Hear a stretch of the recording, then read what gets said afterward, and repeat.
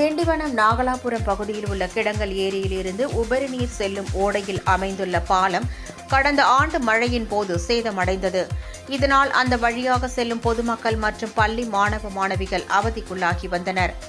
இந்நிலையில் நகராட்சி சார்பில் 8 லட்சம் ரூபாய் மதிப்பீட்டில் கட்டப்பட்டு வந்த பால பணிகள் அண்மையில் நிறைவு பெற்றது. இந்நிலையில் கடந்த 2 நாட்களாக பெய்த கனமழை காரணமாக கிடங்கல் ஏரியிலிருந்து உபரி நீர் அந்த ஓடை வழியாக சென்றது. இதில் அந்த பாலம் உள்வாங்கி அதிக அளவில் சேதம் அடைந்தது. சேதமடைந்த பாலத்தை பார்வையிட்ட பொதுமக்கள் நகராட்சி நிர்வாகத்தை கடுமையாக விமர்சித்து பேசினர். மேலும் சம்பந்தப்பட்ட ஒப்பந்ததாரர் மற்றும் நகராட்சி அதிகாரிகள் மீது நடவடிக்கை எடுக்க தவறினார். போராட்டத்தில் ஈடுபட போவதாக எச்சரித்தனர்.